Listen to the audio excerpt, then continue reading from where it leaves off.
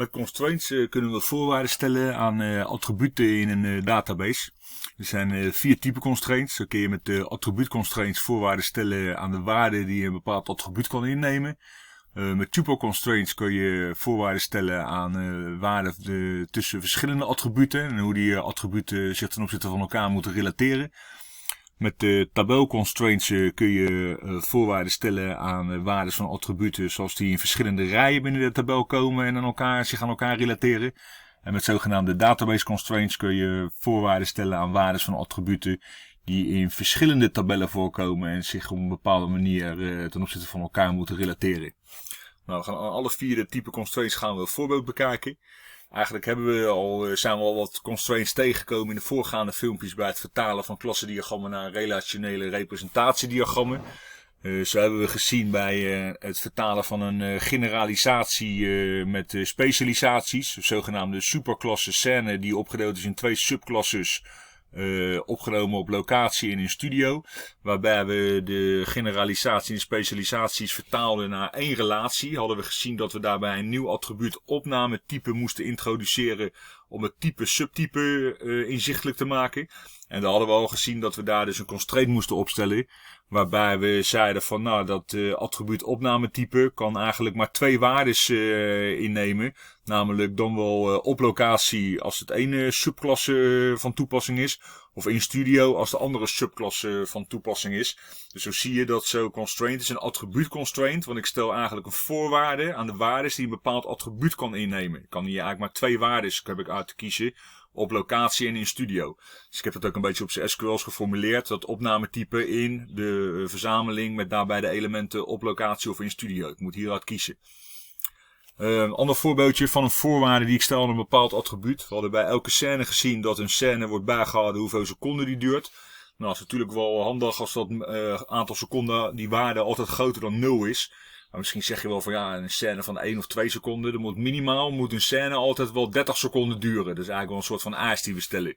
Dus dan kan ik ook een attribuut constraint zeggen waarbij ik een voorwaarde stel op de waarde die het attribuut aantal seconden kan innemen. Namelijk dat dat altijd groter dan 30 moet zijn. Dus zo hebben we gezien attribuut constraints, voorwaarden die we stellen op een bepaalde waarde die een attribuut mag innemen. Tweede constraint was, we kunnen daarbij ook nog die attribuut constraints kunnen we opnemen in ons relationele implementatiemodel. Dat doe je met zogenaamde check statements. Zo zie je achter het attribuut aantal seconden, waarbij ik het datatype intertje aangeef en dat die altijd een waarde moet hebben, not 0 mag zijn.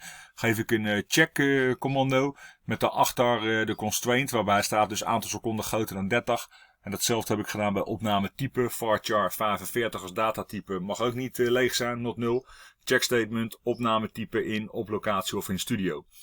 Die checkstatements die worden ondersteund in MySQL Workbench vanaf versie 8.0.16. Dus ik ga het hier niet laten zien omdat het niet bij iedereen gaat werken. Maar zie in ieder geval dat je het wel in je relationeel implementatiemodel op kan nemen.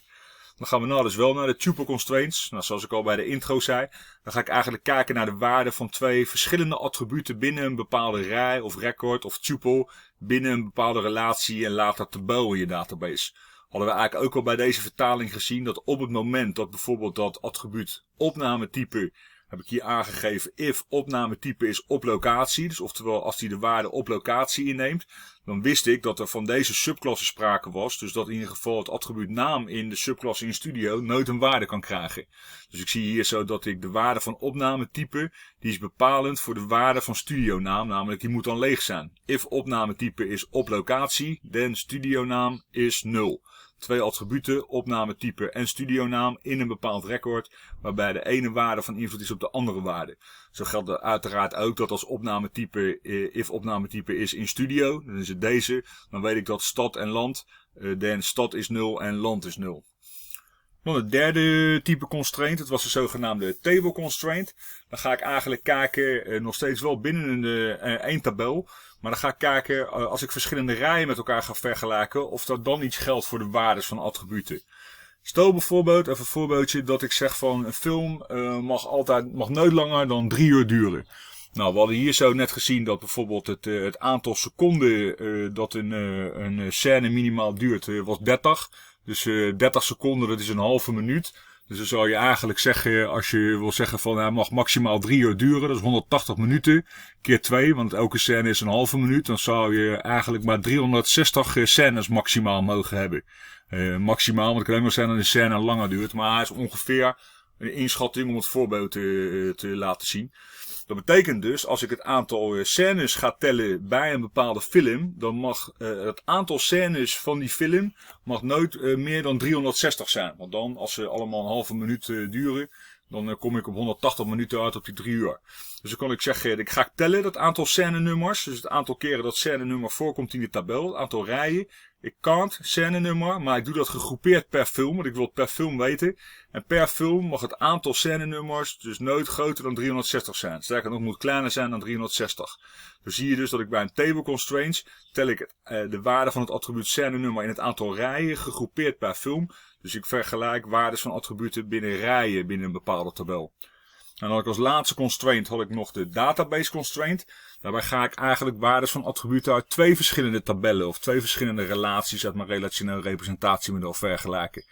We hadden hier gezien, bijvoorbeeld als ik kijk in de relatie film, dan wist ik dat er een bepaalde speelduur was van de film in minuten.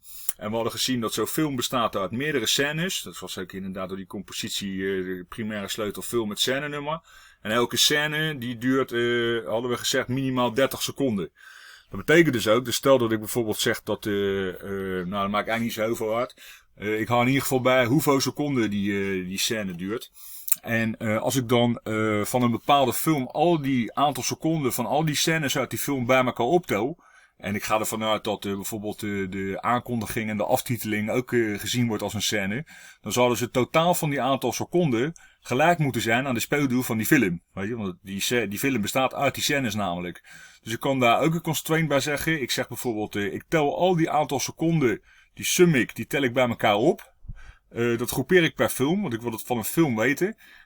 Dat zijn seconden, dus ik deel dat door 60. En als ik dat dus doe, allemaal bij elkaar optellen en ik deel het door 60, dan moet dat uiteraard exact dezelfde waarde, is gelijk aan de speelduur zijn van die film. Moet het natuurlijk wel, omdat ik groepeer het hier bij film, moet natuurlijk wel ook in een where-statement gelden dat die film wel gelijk is aan die filmcode waar die speelduur bij hoort.